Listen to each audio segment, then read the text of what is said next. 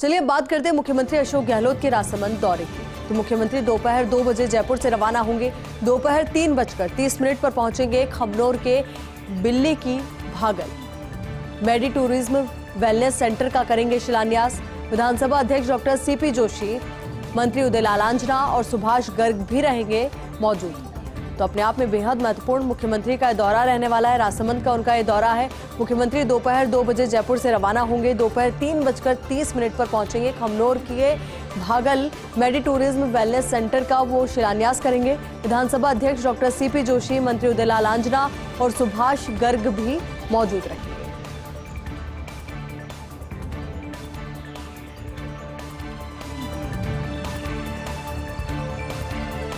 आज दिल्ली जाएंगे मुख्यमंत्री अशोक गहलोत। शाम को उदयपुर से होंगे दिल्ली के लिए रवाना। आज रात को दिल्ली में ही करेंगे विश्राम। कल कांग्रेस के पैदल मार्च में शामिल होंगे मुख्यमंत्री अशोक गहलोत। 13 जून को ईडी के सामने राहुल की पेशी होगी।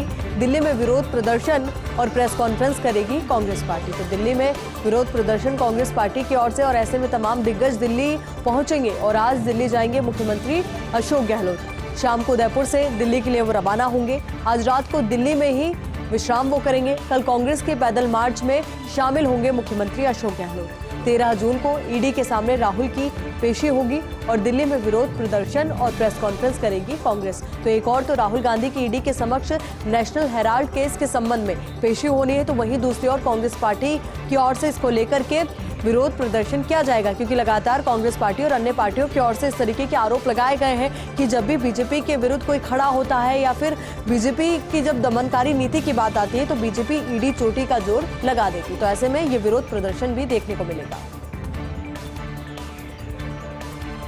पीसीसी चीफ गोविंद सिंह डोटासरा ने कहा कि राज्यसभा चुनाव की सफलता के बाद आगे के प्लान पर बोले। कहा जुलाई तक नई पीसीसी तैयार हो जाएगी। पहली बार 2020 से ज्यादा मंडल कमेटियां बनेंगी।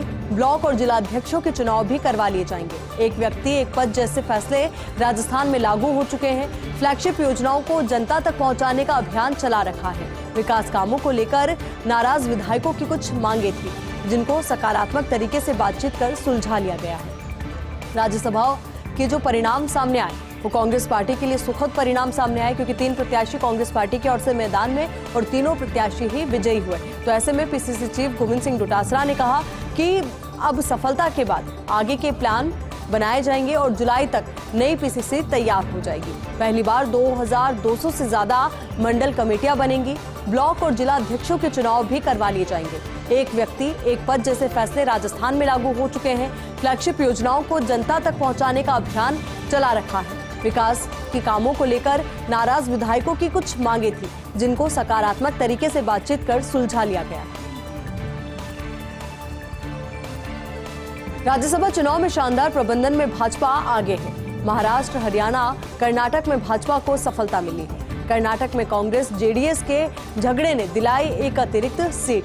कांग्रेस के विधायकों को वोट जेडीएस को ट्रांसफर नहीं होने से निकली सीट। तीसरी सीट के लिए कांग्रेस जेडीएस के पास थे 55 विधायकों के वोट। तो लेकिन एचडी देवगौड़ा की कांग्रेस से की गई अपील नहीं आई काम। डीके शिवकुमार सिद्धरमैया बन गए जेडीएस की राह में बड़ा रोड़ा, और कांग्रेस की अंदरूनी कलह के कारण महाराष्ट्र, हरियाणा, कर्नाटक में हारी सीट। तो राज्यसभा चुनाव में चौंकाने वाले परिणाम सामने आए, तो वहीं राज्यसभा चुनाव में शानदार प्रबंधन में भाजपा आगे निकल गई।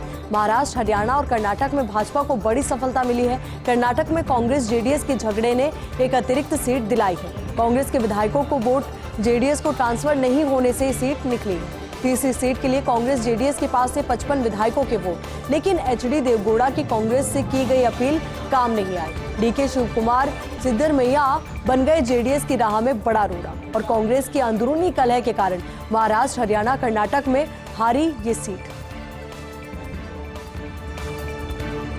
महाराष्ट्र में उद्धव सरकार अभी भी मजबूत। राज्यसभा की 6ठी सीट पर जीत के बाद भाजपा का बड़ा मनोबल, लेकिन उद्धव के पास अब भी काफी ज्यादा विधायकों का समर्थन है। भले ही भाजपा राज्यसभा चुनाव में भले क्रॉस वोटिंग कराने में सफल रही हो, लेकिन जिन विधायकों ने क्रॉस वोटिंग की वे भी इस सरकार गिराने के काम में भाजपा का साथ नहीं देंगे, क्योंकि महाविकास अघाड़ी सरकार के 4 उम्मीदवारों को पहली वरीयता के 160 वोट मिले, जबकि महाराष्ट्र में बहुमत का आंकड़ा 145 का, यानी सरकार के पास है बहुमत से ज्यादा 15 विधायक। तो हालांकि राज्यसभा चुनाव के अगर परिणामों की हम बात करें तो क्रॉस वोटिंग हुई, जिसकी वजह से एक बड़ा झटका उद्धव सरकार को लगा है। पर वहीं अगर दूसरी ओर हम देखें तो अभी भी महाराष्ट्र में उद्धव सरकार मजबूत है। राज्यसभा की 6ठी सीट पर जीत के बाद भाजपा का मनोबल निश्चित तौर पर बढ़ा है, लेकिन उद्धव के पास अब भी काफी ज्यादा विधायकों का समर्थन है।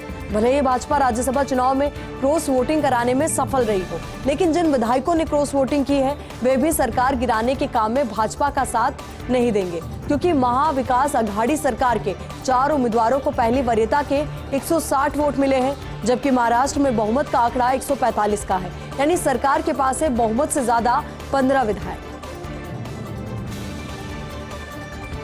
महाराष्ट्र राज्यसभा चुनाव में फडणवीस सब पर भारी।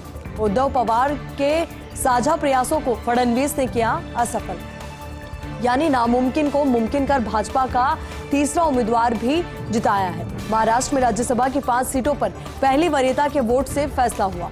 भाजपा के 2, शिवसेना, एनसीपी और कांग्रेस के एक उम्मीदवार जीते हैं। 6ठी सीट के लिए थी सत्तारूढ़ दल और विपक्ष में असली लड़ाई। 6ठी सीट के लिए शिवसेना के संजय पवार का मुकाबला था धनंजय से।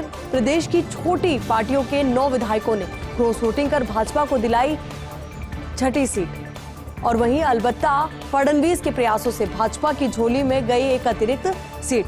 तो लगातार भाजपा की ओर से भी प्रयास लगातार जारी थे। तो वहीं महाराष्ट्र राज्यसभा चुनाव में फडणवीस सब पर भारी नजर आए। उद्धव पवार के साझा प्रयासों को फडणवीस ने असफल कर दिया, यानी नामुमकिन को मुमकिन कर भाजपा का तीसरा उम्मीदवार भी जिता दिया। महाराष्ट्र में राज्यसभा की 5 सीटों पर पहली वरीयता के वोट से ये फैसला हुआ है। भाजपा के 2, शिवसेना, एनसीपी और कांग्रेस के एक उम्मीदवार जीते हैं। 6ठी सीट के लिए थी सत्तारूढ़ दल और विपक्ष में असली लड़ाई। 6ठी सीट के लिए शिवसेना के संजय पवार का मुकाबला था धनंजय से।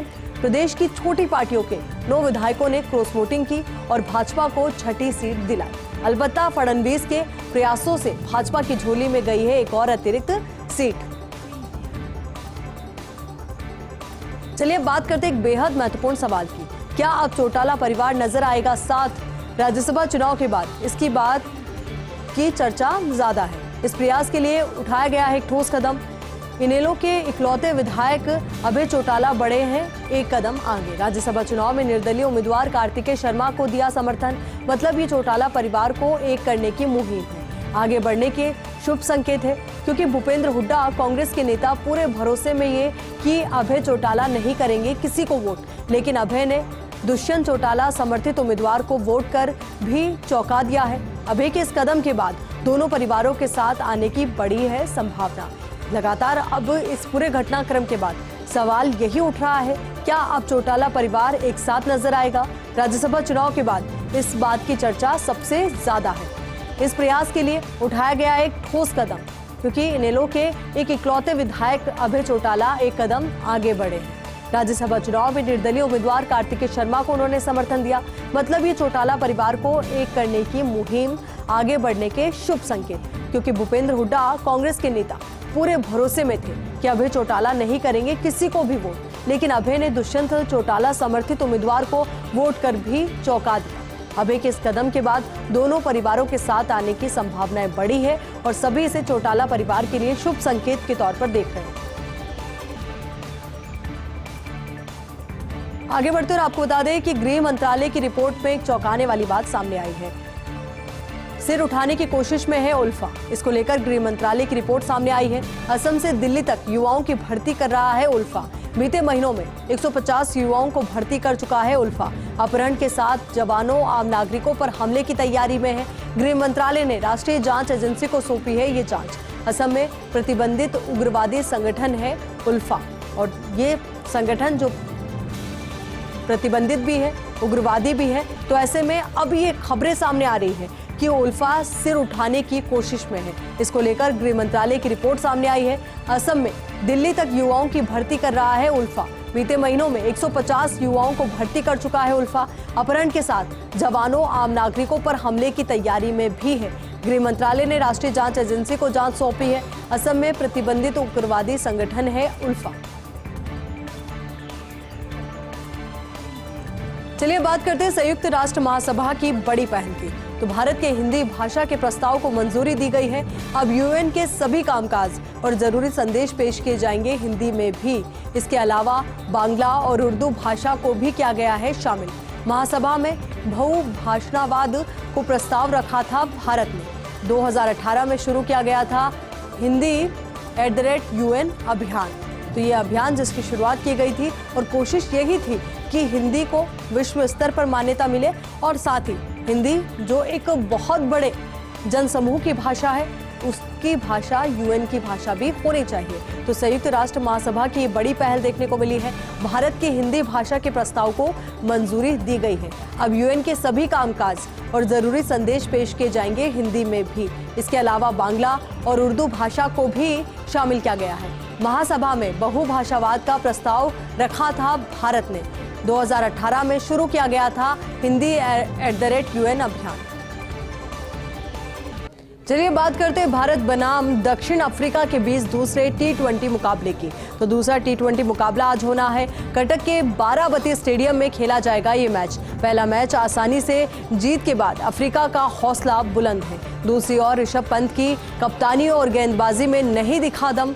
कमबैक करने के लिए पंत को गुजरना होगा अग्नि परीक्षा से। जम्मू कश्मीर के प्रतिभाशाली उमरान मलिक को मिल सकता है मौका। तो वहीं बाएं हाथ की तेज गेंदबाज अर्शदीप सिंह को भी मिल सकती है जगह। भारत को David Miller, Markram van der, तो इन सभी से सावधान रहना होगा। शाम 7 बजे से खेला जाएगा ये मुकाबला। तो अपने आप में बेहद दिलचस्प ये मुकाबला होने वाला है, क्योंकि पहले मुकाबले में जिस तरीके से दक्षिण अफ्रीका को जीत मिली तो ऐसे में उसका हौसला बहुत ज़्यादा बुलंद है। क्योंकि भारत बनाम दक्षिण अफ्रीका के बीच दूसरा T20 मुकाबला आज है। कटक के बाराबती स्टेडियम में खेला जाएगा ये मैच। पहला मैच आसानी से जीत के बाद अफ्रीका का हौसला बुलंद है। दूसरी ओर ऋषभ पंत की कप्तानी और गेंदबाजी में कोई दम नहीं दिखा। तो वहीं कमबैक करने के लिए पंत को गुजरना होगा अग्नि परीक्षा से। जम्मू कश्मीर के प्रतिभाशाली उमरान मलिक को मिल सकता है मौका। बाएं हाथ के तेज गेंदबाज अर्शदीप सिंह को भी मिल सकती है जगह। भारत को David Miller, Markram van der हुसैन से रहना होगा सावधान। तो वहीं शाम 7 बजे से खेला जाएगा ये मुकाबला।